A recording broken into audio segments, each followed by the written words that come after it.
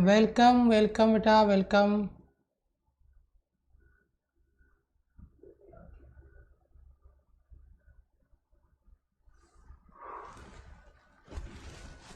Yes, welcome to all, स्वागत है आप सभी का RS सर यूट्यूब चैनल पे।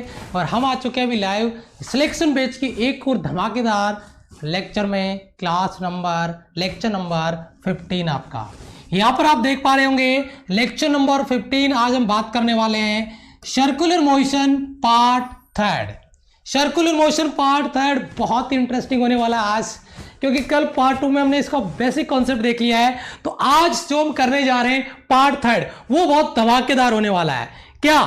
तो सभी बच्चे एक बार, जिन बच्चों ने क्लास ज्वाइन कर लिया, एक बार क्लास को फटाफट अपने दोस्तों के पास शेयर कर दें और फिर तैयार हो जाएं इस कॉन्सेप्ट को क्लियर करने के लिए। बहुत इंटरेस्टिंग होगा। सर्कुलर मोशन होगा, आपका सेंट्रीपेटल एक्सेलरेशन होगा, यहाँ पे यूनिफॉर्म सर्कुलर मोशन होगा, नॉन यूनिफॉर्म सर्कुलर मोशन होगा, और जो भी कॉन्सेप्ट अपन यहाँ पे देखने वाले हैं वो बहुत इंटरेस्टिंग होने वाला है। यस, चलो फटाफट से बच्चे ज्वाइन कर चुके हैं। जिन बच्चों को नहीं पता, मैंने डीपीपी सीरीज भी लिया, अभी डीपीपी सीरीज की क्लास भी स्टार्ट किया है। और जो डीपीपी सीरीज है वो आपका 10-20 पे अनअकैडमी वॉरियर्स पे मैंने करवाया था क्लास आज। तो जिन बच्चों को नहीं पता, एक बार उसको ज्वाइन कर लेना। यहाँ पे कल हमने पार्ट 2 इसका कर लिया था, सर्कुलर मोशन का। पार्ट थर्ड आज करने वाले हैं और बहुत सारे डेप्थ कॉन्सेप्ट देखने वाले हैं। डेप्थ के क्वेश्चन यहां से देखने वाले हैं। प्रैक्टिस भी होगा और कॉन्सेप्ट भी होगा। एक एक पॉइंट, जैसे मैं कहता हूं कि क्लास में ही आपको वो चीज लर्न करवा दूंगा, क्लास में वो चीज मैं आपको क्लियर करवा दूंगा। ठीक है? यस, जय हिंद बेटा, नमस्ते नमस्ते, जय हिंद बेटा, गुड मॉर्निंग गुड मॉर्निंग। चलो स्टार्ट करें। देखिए, सबसे पहले मैं बता दूं आपको, सर्कुलर मोशन नोट्स वगैरह क्लास के दौरान ना बढ़ाएं, क्लास पे पूरा फोकस करें। क्लास में जो प्रैक्टिस करवाता हूं आपसे, न्यूमेरिकल होंगे आज की क्लास में, लगभग 4 से 5 कॉन्सेप्ट के क्वेश्चन होंगे, तो उनको आप सॉल्व करें। अदरवाइज आप नोट्स क्लास के दौरान नहीं बनाएं, पूरा फोकस क्लास पे बना के रखें। ठीक है? और जो रिप्लाई आपसे मैं कमेंट में मांगता हूं उस पर जरूर ध्यान दें। ठीक है? तो चलिए देखिए, सबसे पहले आज की क्लास में बात करने वाले हैं अभिकेंद्रीय बल का व्यंजक, यानी जो आपका सेंट्रीपेटल फोर्स है, अभिकेंद्रीय बल है, उस फोर्स का फॉर्मूला। कल हमने सेंट्रीपेटल एक्सेलरेशन देखा था, यानी अभिकेंद्रीय त्वरण देखा था, और आज हम देख रहे हैं यहां पे सेंट्रीपेटल फोर्स, यानी सेंट्रीपेटल फोर्स सेंट्रीपेटल एक्सेलरेशन को कैसे रिलेट करता है, यह चीज हमें सबसे पहले फील करनी है। यहां पे आप देख पा रहे होंगे एक बॉल है जो एक सर्कल में मोशन कर रही है, लेकिन एक स्थिति ऐसी आती है कि यहां पे पहुंचते पहुंचते इसका पथ टूट जाता है, यानी मान लो रस्सी टूट गया है, तो ये इसके टेंजेंट की डायरेक्शन में सीधी आगे की ओर चली जाती है। तो इस बॉल को सर्कुलर मोशन करवाने के लिए, वृत्ताकार पथ में घुमाने के लिए जो आपका रिक्वायर्ड फोर्स है, उसी रिक्वायर्ड फोर्स को जो सर्कुलर मोशन के लिए जरूरी है, वही हमारा होगा सेंट्रीपेटल एक्सेलरेशन, अभिकेंद्रीय त्वरण। तो इसके बारे में बहुत सारी चीजें अपन बेसिक से यहां पे क्लियर करने वाले हैं। ठीक है बेटा? यस, देखिए यहां पे क्या लिखा बेटा, अभिकेंद्रीय बल का व्यंजक, यानी जो सेंट्रीपेटल फोर्स है उसका क्या एक्सप्रेशन बनने वाला है, क्या फॉर्मूला बनने वाला है। तो सबसे पहले मैं कुछ बेसिक चीज आपको बता दूं, वो क्या कि अगर v को मैं पार्टिकल का वेलोसिटी बता दूं कि v पार्टिकल का वेलोसिटी है, दूसरा r उस पाथ की रेडियस है, उसकी त्रिज्या है, तो आवश्यक अभिकेंद्रीय बल यानी रिक्वायर्ड सेंट्रीपेटल फोर्स, अगर भी वेलोसिटी हो और उस सर्कल का रेडियस हो, तो आपके लिए उसके लिए रिक्वायर्ड आपका, उसके लिए आवश्यक आपका अभिकेंद्रीय बल क्या होगा। आवश्यक अभिकेंद्रीय बल, मैं आपको जनरल कॉन्सेप्ट बताऊं, बल का जो फॉर्मूला होता है F बराबर ma लेते हैं हम, जनरल फॉर्मूला। लेकिन जो F बराबर ma हम जनरल फॉर्मूला यूज करते हैं, उस फॉर्मूले में आपने लिखा F बराबर ma। इसमें जो a आपका एक्सेलरेशन है, अगर ये एक्सेलरेशन में आपको सेंट्रीपेटल एक्सेलरेशन के रूप में डिफाइन करने के लिए बोलूं, तो आप क्या कहोगे, v² बटा r। यस और नो? अगर v² बटा r से आपका त्वरण आ जाता है, तो आपका सेंट्रीपेटल फोर्स Fc बराबर m, और एक की जगह आपका v² बटे में r। मेरे हिसाब से ये फॉर्मूला आपको पहले से भी याद होगा, और अभी हमने इसको रिवाइज कर लिया है, अभी हमने इसको क्लियर कर लिया है। क्लियर है बेटा? क्लियर है डाउट यहां पे? मेरा कहने का मतलब यह है कि जो आपका सेंट्रीपेटल फोर्स है उसका फॉर्मूला Fc बराबर m और v स्क्वायर बटा r, इसमें v स्क्वायर बटा r सेंट्रीपेटल एक्सेलरेशन है, अभिकेंद्रीय त्वरण है, जो यहां पर आपको दिखाई दे रहा है। यह अभिकेंद्रीय बल के लिए आपको एक फॉर्मूला दिया गया है जो न्यूमेरिकल वगैरह आज की क्लास में, अभी आगे बीच में और लास्ट में मैं प्रैक्टिस कराऊंगा, तो यहां पे ये फॉर्मूला बहुत ही काम में आने वाला है। सभी बच्चे जिन्होंने ज्वाइन कर लिया है एक बार क्लास को अपने दोस्तों के पास शेयर कर दें, 1 सेकंड आपको लगेगा और कमेंट सेक्शन में जय हिंद लिख दें। और अगर प्रेजेंट नहीं लगाई क्लास में, यानी लाइक बटन नहीं दबाया है, तो प्रेजेंट लगा दें लाइक बटन दबा के। इससे आगे चलता हूं, उम्मीद करता हूं कि फॉर्मूला याद हो गया होगा सभी बच्चों को। यस यस, ओके, बहुत बढ़िया बेटा। मैं सारी इंफॉर्मेशन टेलीग्राम पे देता हूं, मैं सारी इंफॉर्मेशन टेलीग्राम पे देता हूं। डिस्क्रिप्शन में टेलीग्राम का लिंक दिया है, लगभग 17-18 हजार बच्चों ने ज्वाइन कर रखा है। सारी इंफॉर्मेशन होती है टेलीग्राम पे, क्लास का लिंक, अपडेट, कौन सी क्लास कब होती है, सब कुछ। अब आप ज्वाइन ही नहीं कर रखे तो आपको कहां से इंफॉर्मेशन होगी? तो देखिए यहां पे ये चीज हमने फॉर्मूला देख लिया।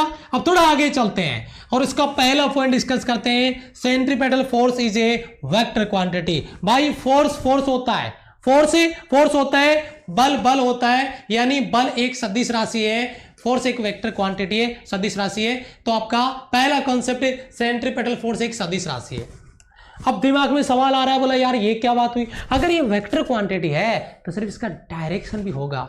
बिल्कुल होगा, और इसका डायरेक्शन होगा सेंटर की ओर, यानी केंद्र की ओर, रेडियस के साथ में केंद्र की ओर, यानी आपका ये एक वेक्टर क्वांटिटी है जिसकी डायरेक्शन हमेशा टुवर्ड द सेंटर यानी केंद्र की ओर होती है। पहला पॉइंट मेरे हिसाब से सभी बच्चों का क्लियर हो गया होगा। पहला पॉइंट सभी बच्चों का क्लियर हो गया होगा, ठीक है बेटा।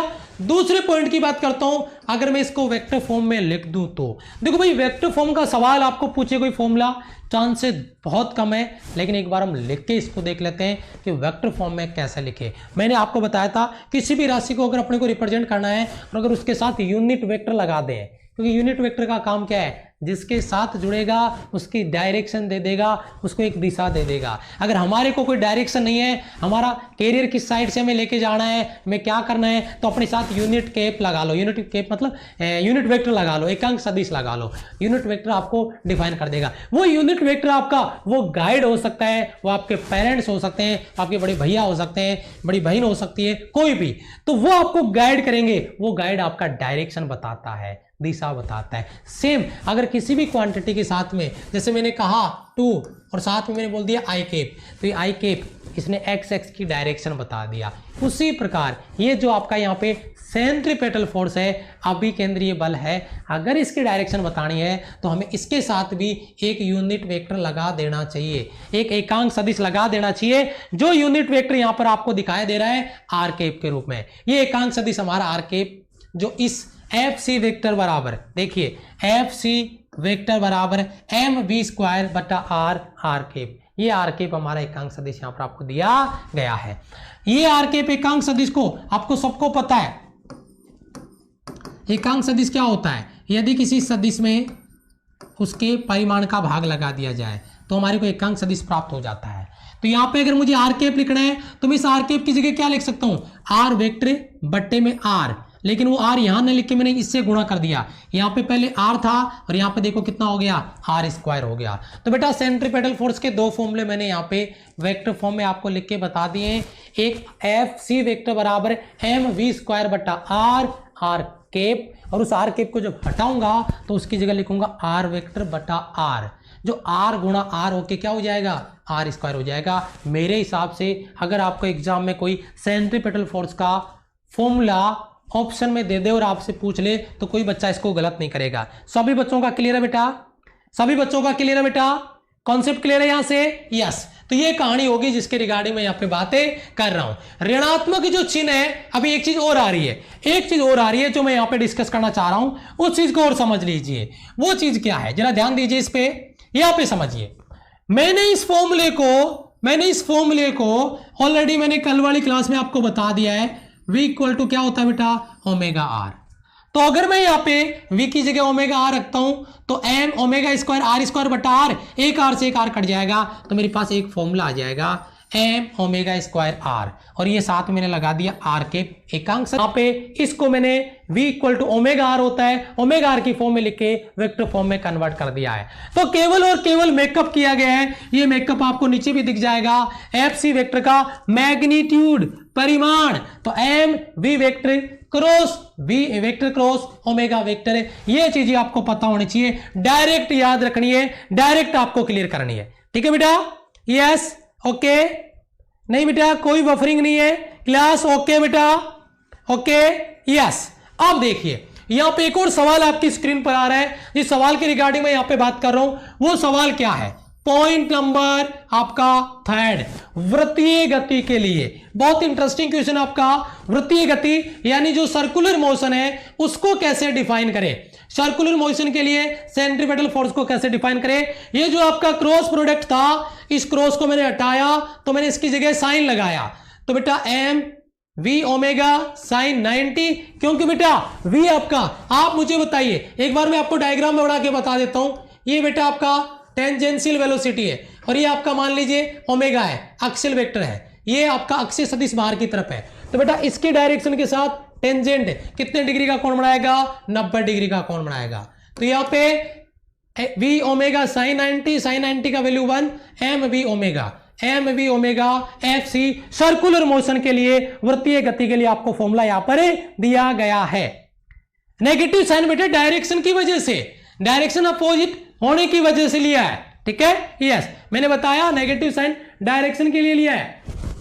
आप देखिए एक नोट पॉइंट, चलो पीछे वाले सवाल आपको फॉर्मूले से पूछे ना पूछे, वेक्टर फॉर्म में पूछे ना पूछे, सर्कुलर मोशन का फॉर्मूला न्यूमेरिकल में पूछे ना पूछे, लेकिन एक नोट पॉइंट मैंने यहां पे नोट करके रखा है, इस पे जरा ध्यान दीजिएगा, इस पे जरा फोकस करिएगा। पहला पॉइंट आपका क्या है, अभिकेंद्रीय बल वास्तविक बल नहीं है, centripetal force is not a real force, centripetal force is not a real force, ये वास्तविक बल नहीं होता है, यह वृत्तीय गति के लिए आवश्यक कारक है। अगर सर्कुलर मोशन आपको करवाना है, अगर वृत्ताकार पथ में गति करवानी है तो वहां पे बस सेंट्रीपेटल फोर्स ये एक रिक्वायर्ड फैक्टर है सर्कुलर मोशन का, खुद में कोई फोर्स नहीं होता, अभिकेंद्रीय बल नाम की कोई चीज ही नहीं होती खुद में, हाँ ये दूसरे बल को अपने रूप में रिप्रेजेंट करके बता देता है, प्रदर्शित कर देता है। अब आप कहोगे सर ये पॉइंट हमारे समझ नहीं आया, तो मैं आपको भी क्लियर करता हूं।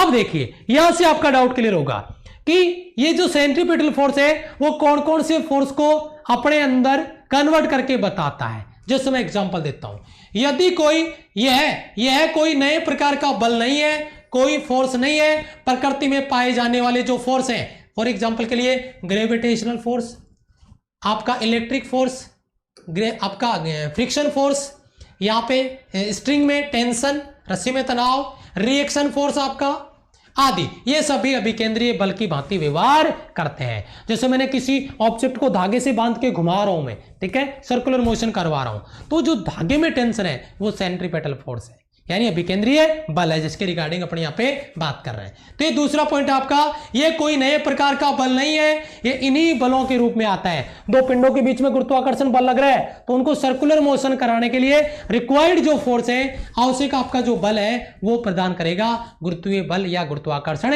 बल, ये फॉर्मेट। ऐसे ही आपका घर्षण बल सर्कुलर मोशन करवाने के लिए रिक्वायर्ड है, वहां से आपको घर्षण बल दे रहा है।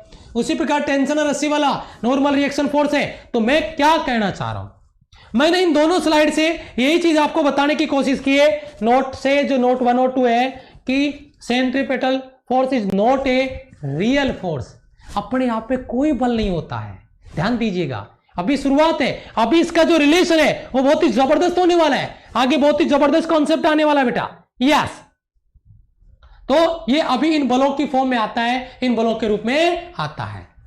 अब एक एग्जांपल आपके साथ में आया, फिर अपन एक नई स्लाइड तैयार करेंगे, एक नया पार्ट स्टार्ट करेंगे जहां पे बहुत कुछ सर्कुलर मोशन, यूनिफॉर्म और नॉन यूनिफॉर्म के जहरीले कॉन्सेप्ट इस न्यूमेरिकल के बाद में देखेंगे। तो सबसे पहले आपकी स्क्रीन पर एक न्यूमेरिकल आ गया है जिसके रिगार्डिंग मैं आपसे डिस्कशन करने जा रहा हूं।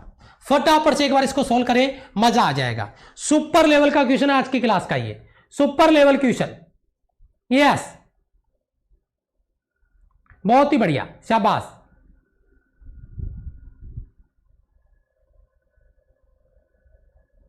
यस, बहुत बढ़िया, जबरदस्त क्वेश्चन आपका। स्क्रीन पर देखिए बेटा, 0.1 kg दिख रहा है, दिख रहा है ना। 0.1 kg द्रव्यमान का एक पिंड 1 मीटर व्यास के एक वर्ताकार पथ पे 10 चक्कर, ध्यान देना बेटा, 10 राउंड प्रति 31.4 सेकंड की दर से गति करता है तो पिंड पे कार्यकारी अभिकेंद्रीय बल का मान कितना होगा। मास दिया है आपको, डायमीटर दिया है, व्यास दिया है, यानी त्रिज्या निकाल लेना। लेकिन अभिकेंद्रीय बल निकालने के लिए एक चीज आपको और चाहिए जो यहां से आपको निकालनी पड़ेगी। मैं थोड़ा साइड में हो जाता हूं, आपके कमेंट देख रहा हूं। इस सवाल का रिप्लाई आ गया तो भाई समझूंगा तैयारी टॉप लेवल पे है, तैयारी टॉप लेवल पे, बहुत ही जबरदस्त, वेरी गुड बेटा, बहुत ही बढ़िया। सुपर लेवल क्वेश्चन आपका आज का, सुपर लेवल क्वेश्चन कुछ बच्चे सॉल्व कर चुके हैं। यस, कुछ बच्चे सॉल्व कर चुके हैं बेटा। यस, मैं साइड में हूं बेटा, जल्दी सॉल्व करें बेटा। बहुत ही अच्छा क्वेश्चन है, जबरदस्त क्वेश्चन आपका एग्जाम पॉइंट ऑफ व्यू से।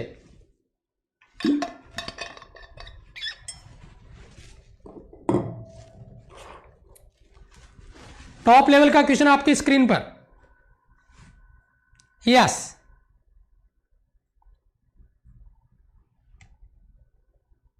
चलो देखो बेटा, सॉल्व करते हैं अपन इसको।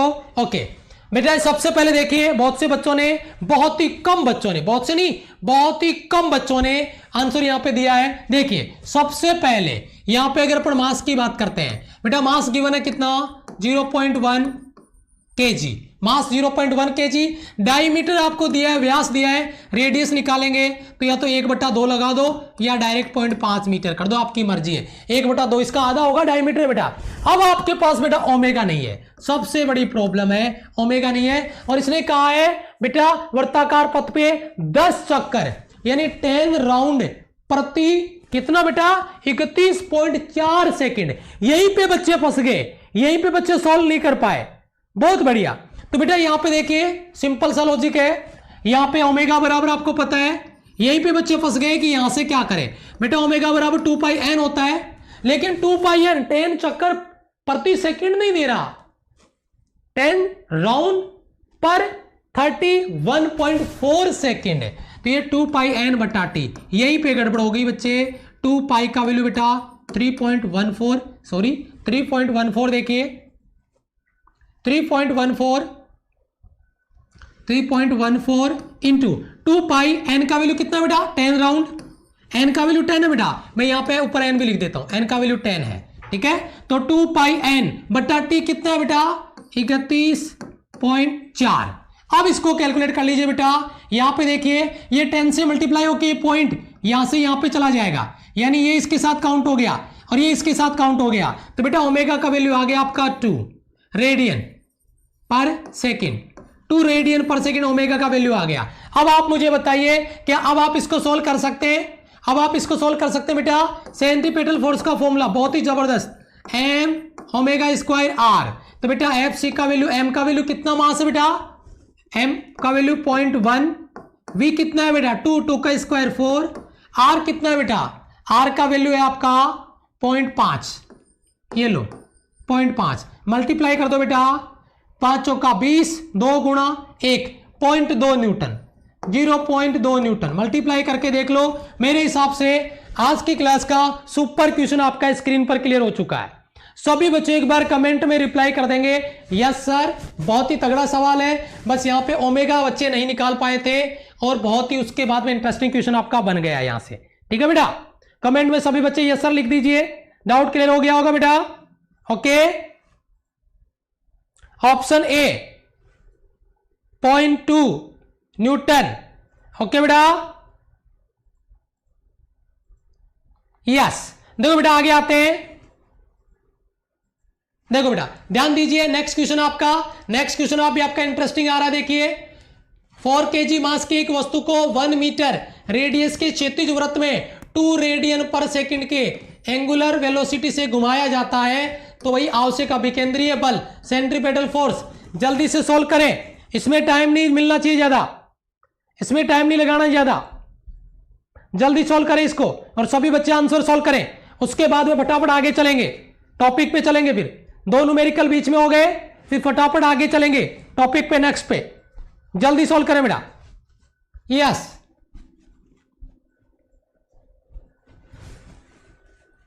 फटाफट से करें बेटा। Yes, option A.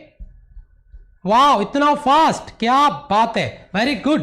क्लास में बच्चे आ चुके हैं, कितनी प्रेजेंट लगाइए? 357 बच्चों ने प्रेजेंट लगा दिए लाइक बटन पे, बहुत अच्छे। बाकी बच्चे भी अगर क्लास में आ चुके हैं तो प्रेजेंट लगा देना बेटा। बेटा सेंटीपेटल फोर्स का फॉर्मूला FC बराबर m omega square r। Then हमने वैल्यू पुट किया बेटा, m का वैल्यू 4 kg, ओमेगा का वैल्यू कितना बेटा 2 रेडियन पर सेकेंड, 2 का स्क्वायर 4, r का वैल्यू कितना बेटा 1 मीटर। तो direct answer without paper pen 16 newton, 16 newton. Option A will be right answer. बहुत ही बढ़िया है ना, विदाउट पेपर पेन कर रहे हैं सर, शाबाश।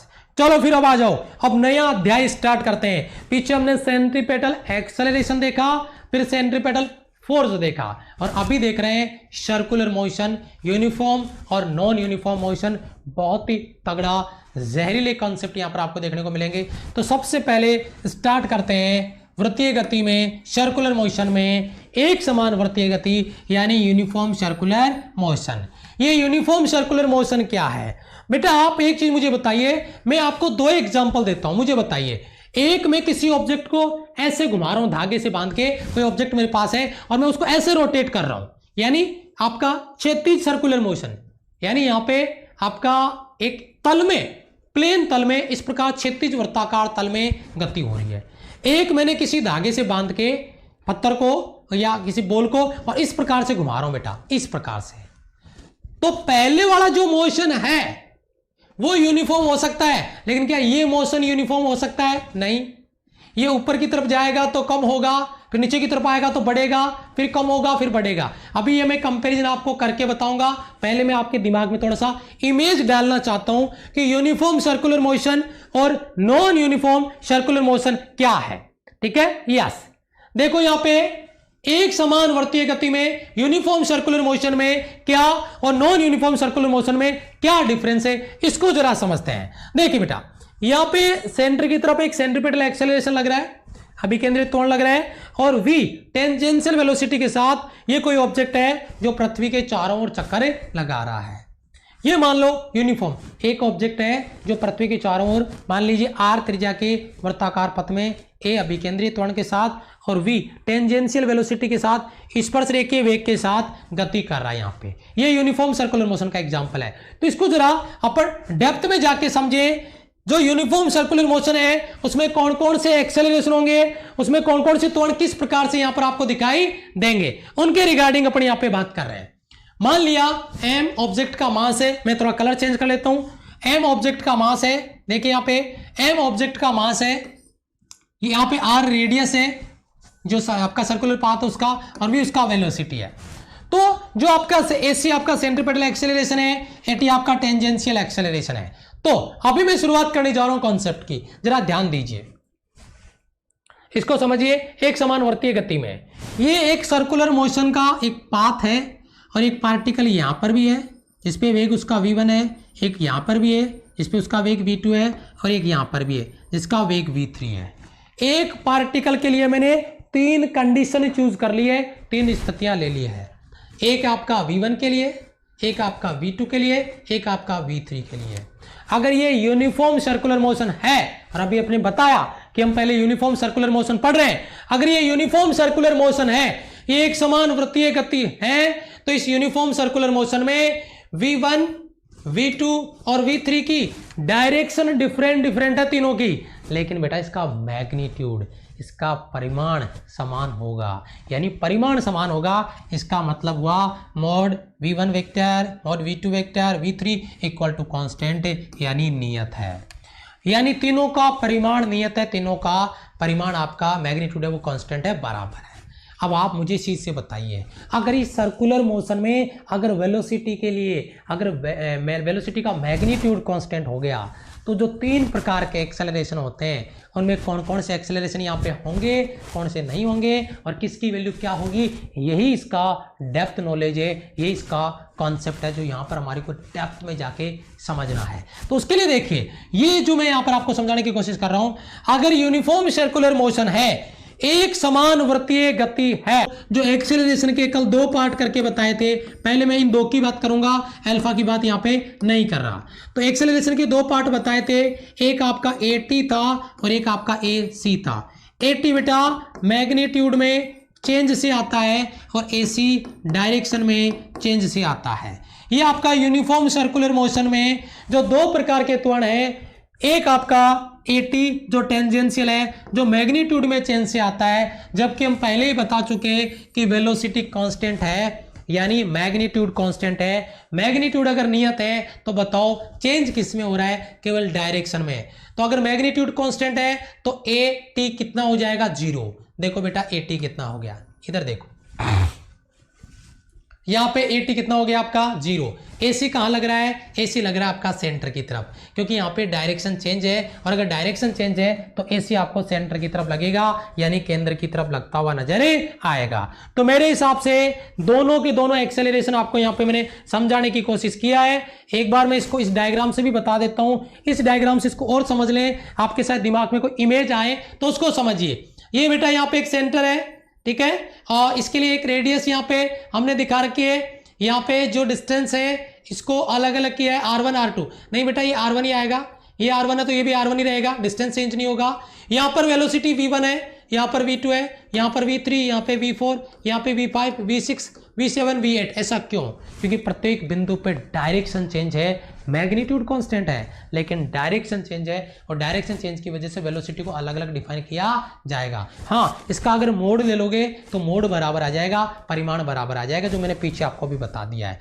तो यूनिफॉर्म सर्कुलर मोशन में मैग्नीट्यूड कांस्टेंट रहता है। इसका मतलब यह हुआ कि अगर आपका यूनिफॉर्म सर्कुलर मोशन है तो वहां पे हमेशा आपका AT 0 होगा, वहां पे केवल एक ही त्वरण होगा जो AC होगा, अभिकेंद्रीय त्वरण होगा जो सेंटर की तरफ लगेगा, जो केंद्र की तरफ लगेगा। ये यूनिफॉर्म सर्कुलर मोशन के रिगार्डिंग राइट और रॉन्ग स्टेटमेंट के जो जहरीले कॉन्सेप्ट बनते हैं आपके एग्जाम में, उनके लिए सवाल आपका यहां पर तैयार हो गया है।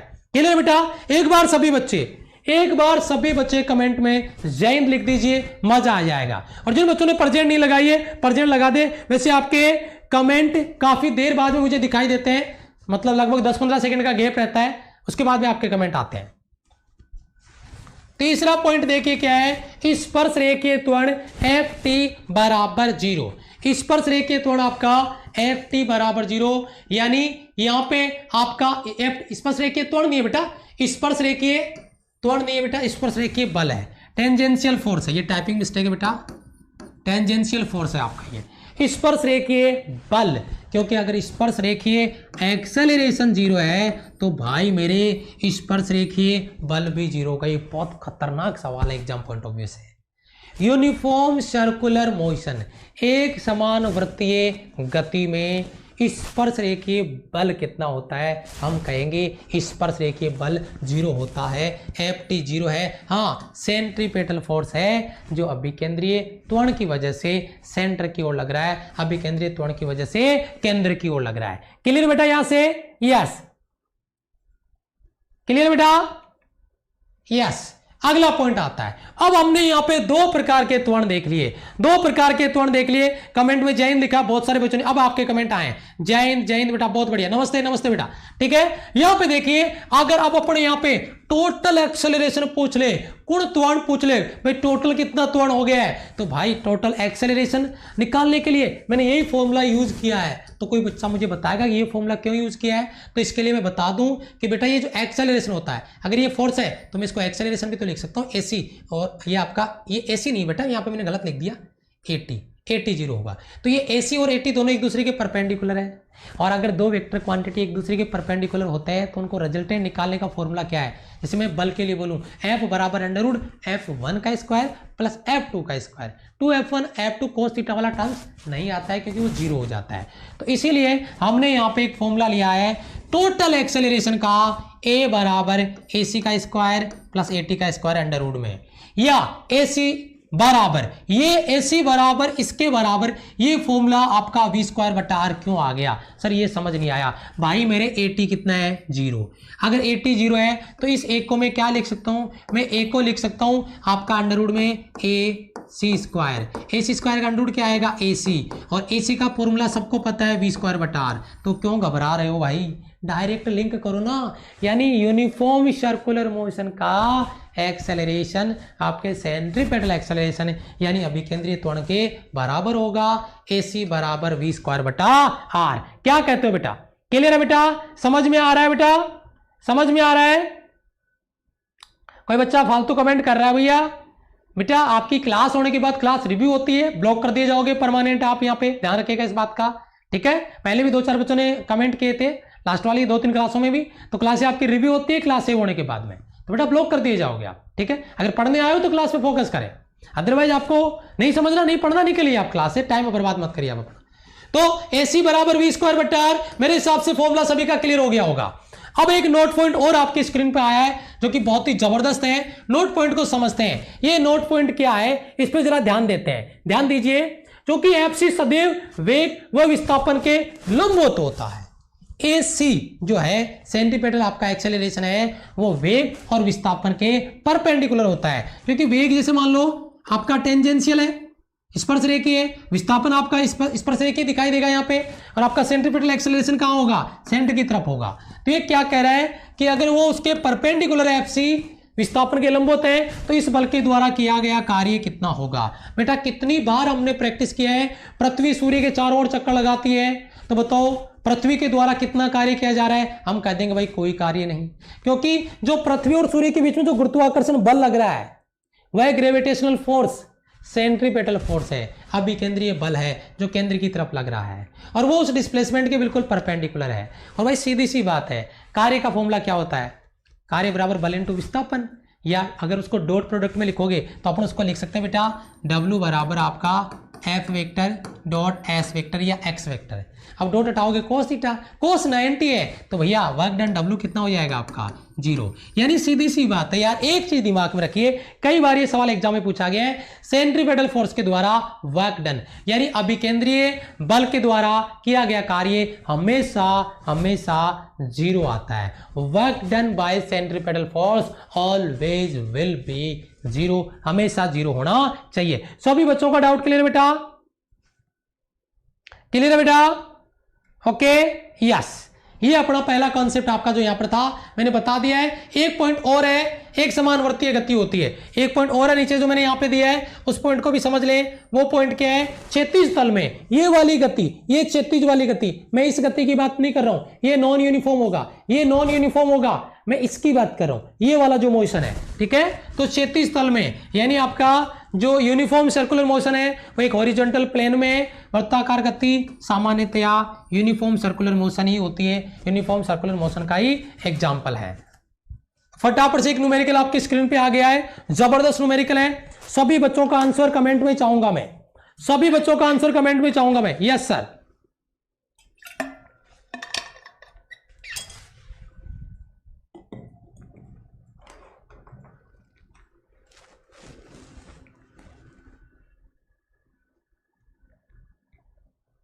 यस, जल्दी करें बेटा, जल्दी आंसर दे इसका फटाफट से। बहुत मस्त क्वेश्चन आपका, कुछ बच्चे बी पे टारगेट कर रहे हैं, बहुत बढ़िया, शाबाश, बहुत अच्छे। सारे बच्चे बी पे ही करेंगे क्या? बहुत बढ़िया बेटा, बी ऑप्शन आपका राइट आंसर है, बिल्कुल बेटा ऑप्शन बी। देखिए समझिए, जनरल सा कॉन्सेप्ट है, एम द्रव्यमान का एक पिंड एल लंबाई की एक डोरी से बांध के क्षैतिज वृत्त में, अभी पीछे वाला लॉजिक याद है बेटा, ये वाला लॉजिक याद है आपको, ये वाला, ये देखो क्षैतिज तल में क्षैतिज वृत्तीय गति होती है, वह यूनिफॉर्म सर्कुलर मोशन होता है, एक समान वृत्तीय गति होती है। और अगर यूनिफॉर्म सर्कुलर मोशन है तो उस कंडीशन में जो आपका रस्सी में, स्ट्रिंग में जो टेंशन है, रस्सी में जो तनाव है वो आपका सेंट्रीपेटल फोर्स होगा, अभिकेंद्रीय बल होगा। तो T बराबर m द्रव्यमान है, v वेलोसिटी दिया होगा और L लंबाई है। तो बेटा m सेंट्रीपेटल फोर्स के लिए mv स्क्वायर अपॉन r होता है, r की जगह मुझे लंबाई L लेना पड़ेगा।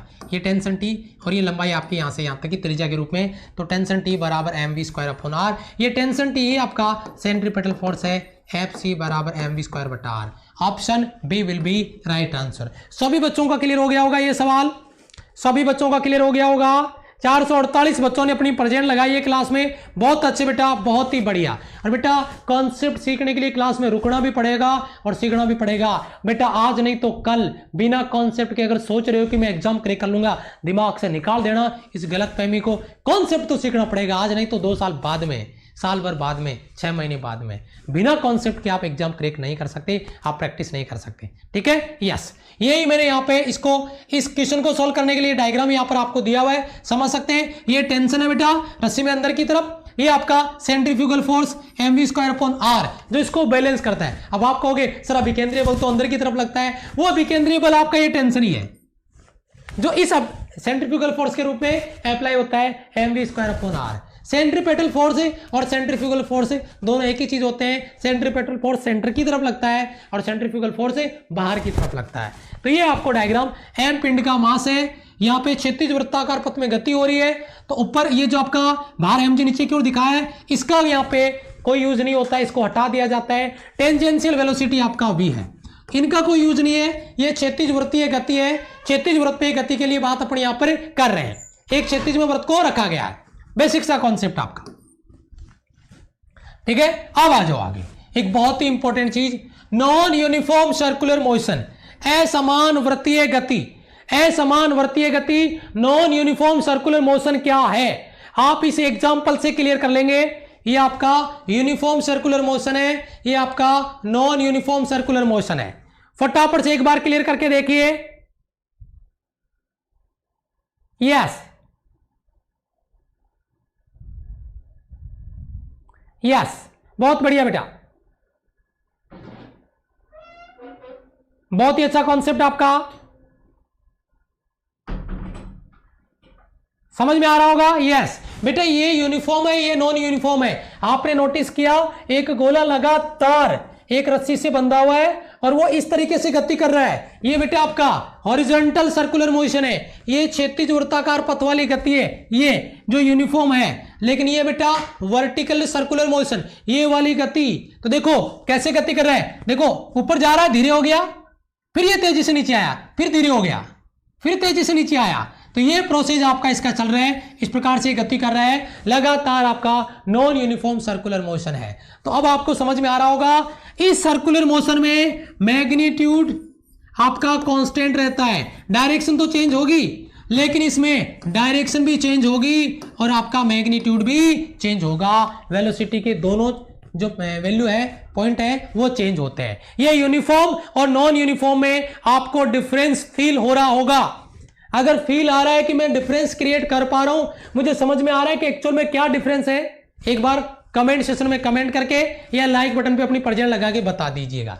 Uniform, non uniform circular motion, uniform पीछे पढ़ चुके हैं, इन दोनों का कंपैरिजन यहां पे इस डायग्राम से मैंने बता दिया है। अब मैं कुछ आपको इंटरेस्टिंग फैक्ट यहां पे बताने वाला हूं, उन फैक्ट पे जरा ध्यान दीजिएगा। पहला क्या है बेटा, असमान वृत्तीय गति में, नॉन यूनिफॉर्म सर्कुलर मोशन में पहला पॉइंट देखिए क्या है।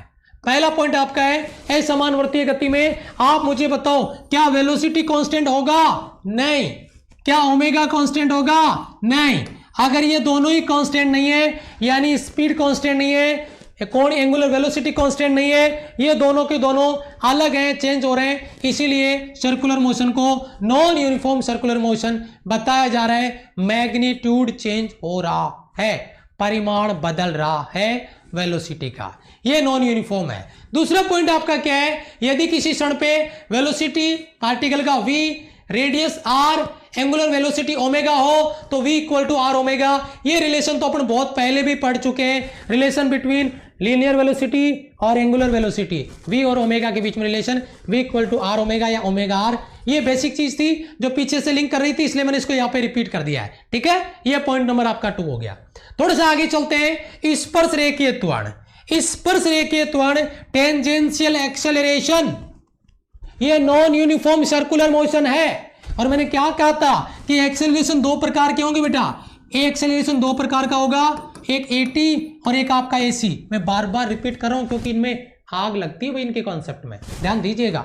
एटी मैग्नीट्यूड में चेंज की वजह से आता है और यहाँ पे मैग्नीट्यूड चेंज हो रहा है, एसी डायरेक्शन चेंज होने की वजह से आता है। डायरेक्शन तो सर्कुलर मोशन में हमेशा ही चेंज होती है, यानी एसी तो होगा ही होगा, इसमें एटी भी आएगा। और इसीलिए हमने यहाँ पे लिखा है स्पर्श रेखीय त्वरण टेंजेंशियल एक्सेलरेशन, ये बात याद रखिए आप। तो ए टी बराबर dv upon d t, tangential acceleration rate of change in linear velocity dv upon d t, वहां पे वी का वैल्यू d s upon d t लिख सकते हैं। ऐसे यहाँ पे आपका आर का लेंथ है। स्पर्श रेखीय अगर त्वरण आपको पता चल गया तो स्पर्श रेखीय वेलोसिटी सॉरी स्पर्श रेखीय बल निकाल लेंगे, वही एफ टी बराबर एम ए, एक का वैल्यू ए टी लिख दिया। और ये आपका टेंजेंशियल फोर्स का फॉर्मूला, ये आपका टेंजेंशियल एक्सेलरेशन का फॉर्मूला। बिल्कुल बेसिक सा कॉन्सेप्ट है, बिल्कुल बेसिक सा कॉन्सेप्ट है। क्लास का टाइमिंग बेटा 11:10 11:10 पे रखा हुआ डेली एएम पे, 11:10 पे। पहले 11 बजे होता था, अभी आपकी डीपीपी सीरीज स्टार्ट हो गई अनअकैडमी वॉरियर्स पे, इसलिए टाइम मैंने 11:10 का कर दिया है। ठीक है बेटा, पहला पॉइंट इसका बेटा ये देखो, वेलोसिटी कांस्टेंट नहीं है, एंगुलर भी नहीं है और आपका टेंजेंशियल भी नहीं है, क्योंकि स्पर्श रेखीय जो वेग है वो भी चेंज हो रहा है। क्यों चेंज हो रहा है आप खुद देख लो ना, डायग्राम से पता चल जाएगा यार, चेंज हो रहा है कि नहीं हो रहा चेंज। मैग्नीट्यूड v का परिमाण v भी आपका चेंज हो रहा है, कांस्टेंट नहीं है। और ओमेगा भी देखो, मैग्नीट्यूड ओमेगा का डायरेक्शन कांस्टेंट है लेकिन मैग्नीट्यूड बदल रहा है, परिमाण बदल रहा है, तो दोनों ही चेंज हो रहे हैं, कांस्टेंट नहीं है। तो यहां पे देखिए पहला पॉइंट हो गया, दूसरा पॉइंट हो गया, तीसरा पॉइंट ये आपका टेंजेंशियल एक्सेलरेशन और ये टेंजेंशियल आपका फोर्स मेरे हिसाब से क्लियर है। अब यहां पे दो प्रकार के बल हो गए, कौन कौन से? जब त्वरण दो प्रकार के हैं तो बल भी दो प्रकार के होंगे, एक आपका सेंट्रीपेटल एक्सेलरेशन एफसी, एक आपका टेंजेंशियल एक्सेलरेशन एफटी। देखिए तो इनका भी रिजल्टेंट बनता है ना। अब आप मुझे इस डायग्राम को देख के बताइए बेटा, सेंट्रीपेटल एक्सेलरेशन कहां लगता है? एफसी कहां लगता है? सेंटर की ओर। लेकिन एफटी कहां लगेगा? टेंजेंशियल, दोनों के बीच में परपेंडिकुलर। सेम लॉजिक एक्सेलरेशन वाला लगा दो। बहुत तगड़ी क्लास बेटा यहाँ से। ये जो आज वाली क्लास अगर किसी बच्चे ने ढंग से समझ ली ना, बता रहा हूँ सर्कुलर मोशन के 99% आपके डाउट्स क्लियर हो जाएंगे यहाँ से। तो बेटा ये दोनों एक दूसरे के परपेंडिकुलर है। सेंट्रीपेटल फोर्स का फॉर्मूला मैं ऑलरेडी बता चुका हूँ, कल ही बता दिया था, आज भी बता दिया, mv² या m ओमेगा स्क्वायर r। या कण पे पार्टिकल पे total force, net force on the particle, F बराबर F C vector plus F T vector, vector form में लिखा है टोटल करके। रिजल्टेंट निकालेंगे तो वही फॉर्मूला जो हमने त्वरण के लिए लिया था, ए बराबर अंडर रूट में आपका ए टी स्क्वायर प्लस आपका ए सी स्क्वायर, सेम एक्सेलरेशन के लिए है और सेम आपका फोर्स के लिए है। बताइए बेटा, क्लियर है बेटा डाउट यहां से? बेटा पूरा टाइम टेबल मैंने अनअकैडमी वॉरियर्स में बताया आज यार, इसीलिए मैंने वो स्लाइड वहां पे लगाई है। पूरा टाइम टेबल मैंने बताया अनअकैडमी वॉरियर्स पे जाके। अभी मेरी अनअकैडमी वॉरियर्स मतलब अनअकैडमी वॉरियर्स पे क्लास हुई है 10-20 वाली, उस क्लास को जाके एक बार देख लो। पूरा टाइम टेबल मैंने क्लास के शुरुआत में बताया है, पूरा टोटल क्लासों का। 7 क्लास होती मेरी पर डे की, सभी क्लासों का टाइम टेबल बताया मैंने। ठीक है, ये हो गया आपका। अब देखो चौथा पॉइंट, तीसरा पॉइंट बेटा रिजल्टेंट फोर्स निकाल लिया, रिजल्टेंट फोर्स आ गया।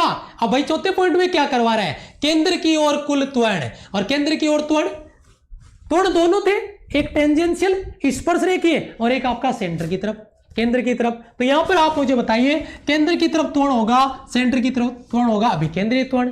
अभिकेंद्रीय त्वरण का फॉर्मूला सबको पता है, AC बराबर v²/r या v equal to omega r, तो omega square r square omega square, या A बराबर क्या होता है बेटा? F/m। ये बना लो साहब रिलेशन, ये रिलेशन क्रिएट कर लो। यानी ये टोटल केवल मेकअप है, क्वेश्चन को घुमाया गया है इधर से उधर, उधर से इधर, न्यूमेरिकल के हिसाब से। सारी कंडीशन मैंने यहां पे अप्लाई कर दी है ताकि जब आप न्यूमेरिकल करने जाओ तब आपको इसका प्रॉब्लम नहीं आए। टोटल त्वरण की बात किया, टोटल एक्सेलरेशन मैंने पहले ही बता चुका हूं आपको, ए बराबर AC² अंडर रूट में प्लस आपका AT²। अगर एफ नेट निकालना है तो बेटा ए बराबर F/m। अगर एक्सेलरेशन टोटल है तो एफ नेट आएगा, F नेट/m। यहाँ पे ए व AC के बीच में बनाया गया। कौन है? tan थीटा बराबर 80 बटा AC। tan थीटा बराबर 80 बटा AC, और 80 और AC दोनों एक दूसरे के परपेंडिकुलर होते हैं, लंबवत होते हैं। उसी प्रकार FT बटा FC ये भी एक दूसरे के परपेंडिकुलर होते हैं, लंबवत होते हैं। ये बात आप याद रखिए। ये यहाँ पर आप देख सकते हैं, ये आपका AC सेंट्रीपेटल एक्सेलरेशन है, ये AT आपका टेंजेंशियल एक्सेलरेशन है। अगर यहाँ पे आप एंगल बनाते हो, अगर आप यहाँ पे एंगल बनाते हो तो बेटा ऐसे बना लो इसको, ये AC और ये AT, तो बेटा रिजल्टेंट तो इन दोनों के बीच में ही आएगा ना। ये रिजल्टेंट आ रहा है इन दोनों के बीच में, तो इस रिजल्टेंट को हमने ऐसे ट्राइंगल बना दिया, एक त्रिभुज बना दिया, और यहाँ पे एंगल, ये अगर थीटा था, अगर ये थीटा था रिजल्टेंट के साथ में, तो ये एंगल भी थीटा बनेगा। तो बेटा ये tan थीटा बराबर लंब बटा आधार, लंब आपका 80 बटा आधार आपका AC, 80 बटा AC। सेम चीज आपकी फोर्स के लिए लग जाएगी, बल के लिए लग जाएगी। मेरे हिसाब से यहाँ पे सारे डाउट आपके क्लियर हो गए होंगे। ठीक है, यस।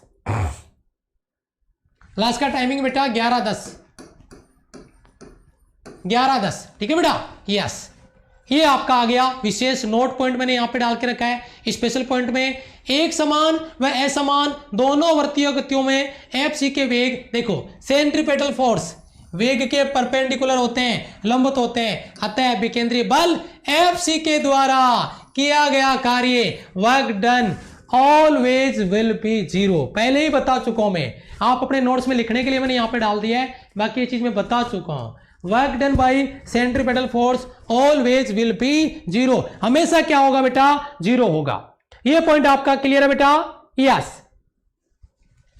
दूसरा पॉइंट आपका, एक समान वर्तीय गति में, ओहो अभी पीछे बताया ना, यूनिफॉर्म सर्कुलर मोशन में एक ही त्वरण था AC, AT क्या था? 0। क्यों? क्योंकि मैग्नीट्यूड चेंज नहीं हो रहा था, तो वहां पे FT भी 0 होगा। तो एक समान वर्तीय गति में FT 0 होता है, तो उसमें AT 0 आ गया, अतः स्पर्श रेखीय बल के द्वारा किया गया कार्य भी शून्य होगा। ये सवाल बहुत तगड़ा है भैया। एक समान वर्तीय गति में यूनिफॉर्म सर्कुलर मोशन में, यूनिफॉर्म सर्कुलर मोशन में टेंजेंशियल फोर्स के द्वारा, AT के द्वारा वर्क डन कितना होगा? बच्चे कंफ्यूज हो जाएंगे, भाई मेरे बल ही नहीं लगेगा, आपका FT फोर्स ही नहीं लगेगा। अगर फोर्स नहीं लगेगा तो वर्क कहां से करेगा? तो उसमें भी उसका किया गया कार्य वर्क डन क्या होता है? 0 होता है। टोटल आपका टॉप कॉन्सेप्ट है, जबरदस्त क्वेश्चन आपका। ठीक है, यस। उसके बाद में देखिए FT आपका टोटल फोर्स आपका, सॉरी टेंजेंशियल फोर्स आ गया 0, AT आपका 0 आ गया, तो वर्क डन आपका 0 हो गया। लेकिन नॉन यूनिफॉर्म सर्कुलर मोशन में, नॉन यूनिफॉर्म सर्कुलर मोशन में असमान वृत्तीय गति में FT does not equal to 0, tangential force 0 नहीं होता है, उसका कोई ना कोई वैल्यू आता है। इस स्थिति में स्पर्श रेखीय बल के द्वारा भी कोई ना कोई कार्य किया जाएगा। याद रखिए, राइट और रॉन्ग स्टेटमेंट वाले सवाल बनेंगे ना, डायरेक्ट कॉन्सेप्ट के क्वेश्चन बनेंगे ना, जिस बच्चे के दिलों और दिमाग, गुर्दे, फेफड़े में ये कॉन्सेप्ट स्कैन हो गया है, वो बच्चा तुरंत आंसर करेगा। बाकी बच्चे को सवाल ही समझ नहीं आएगा कि कौन सा ऑप्शन राइट है और कौन सा रॉन्ग है। ये गारंटी के साथ मैं कह रहा हूं यहां पर आपको। ठीक है, ये आपका क्लियर बेटा। यहां से अब आगे बढ़ते हैं। असमान वर्तीय गति में नेट बल कार्य करने की दर बराबर स्पर्श रेखीय बल के द्वारा किए गए कार्य करने की दर, या P बराबर dW बटा dt work done, rate of work done is called power. P बराबर dW बटा dt, या अगर dW बटा dt को लिखते हैं F इंटू टी में, P बराबर F, याद होगा आपको फॉर्मूला, या F और ये dx बटा dt वेलोसिटी। जैसा आपको न्यूमेरिकल पूछे वैसे सोल्व कर ले, पावर के रिगार्डिंग पूछे इससे सोल्व कर ले, अगर आपको फोर्स और वेलोसिटी के रिगार्डिंग पूछे इससे सोल्व कर ले, फोर्स और वेलोसिटी को अवकलन के फॉर्म में पूछे इससे सोल्व कर ले। बताओ क्लियर है बेटा यहां से? ओके, चलो आगे चलते हैं। एक न्यूमेरिकल आपका स्क्रीन पर है, ये न्यूमेरिकल आपका होमवर्क का क्वेश्चन रहेगा, फटाफट से इसको सोल्व कर लें। जो भी बच्चे इसको रिकॉर्डेड देखेंगे वो इसको सोल्व करेंगे। ये आपका होमवर्क का क्वेश्चन है, देखते हैं कितने बच्चे इसको सोल्व करके कमेंट में आंसर देते हैं। शाबाश, वेरी गुड, बहुत बढ़िया बेटा, बहुत अच्छे। नेट का मतलब होता है रिजल्टेंट, परिणामी भाई मेरे। एफ नेट, नेट मतलब परिणामी, रिजल्टेंट। ओके, बहुत बढ़िया। सवाल आपकी स्क्रीन पर आ गया, देखिए फटाफट से।